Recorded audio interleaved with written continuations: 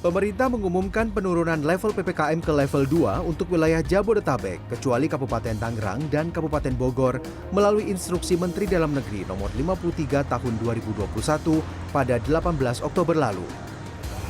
Namun, di tengah penurunan level PPKM menjadi level 2 di DKI Jakarta, Wakil Gubernur DKI Jakarta Ahmad Riza Patria menyebut tingkat keterisian tempat tidur atau bed occupancy rate atau BOR di sejumlah rumah sakit di Jakarta justru mengalami peningkatan. Selain BOR, Riza saat mengunjungi RSUD Kemayoran Jakarta Pusat Rabu petang juga menyatakan angka keterisian intensive care unit atau ICU juga meningkat.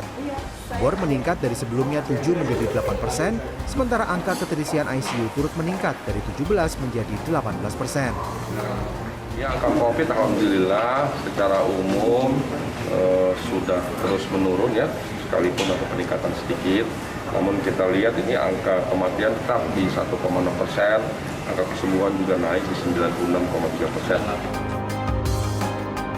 Saat ditemui di RSUD Kemayoran, Wakil Gubernur DKI Jakarta juga mengungkapkan bahwa sesuai yang disampaikan Kepala Dinas Pendidikan DKI Jakarta, pihaknya akan membuka 1.000 sekolah untuk melaksanakan pembelajaran tatap muka pada masa PPKM level 2 di ibu kota. Meski demikian, Riza menyebut pihaknya masih melakukan evaluasi secara bertahap dan menargetkan seluruh sekolah di DKI dapat melaksanakan pembelajaran tatap muka pada awal tahun 2022 nanti.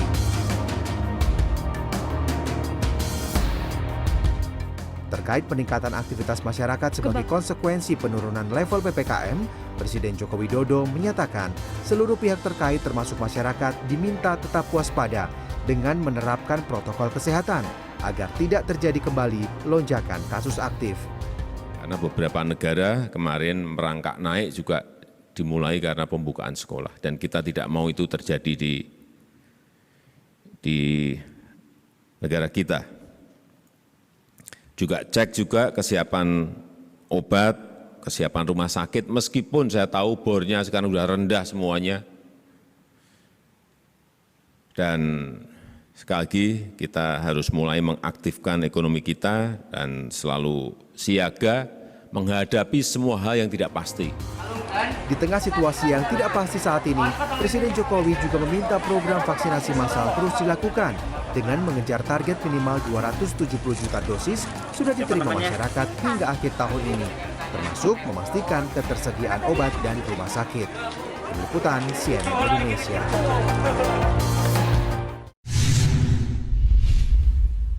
Status pemberlakuan pembatasan kegiatan masyarakat atau PPKM Jakarta turun menjadi level 2 berdasarkan instruksi Menteri Dalam Negeri nomor 53 tahun 2021.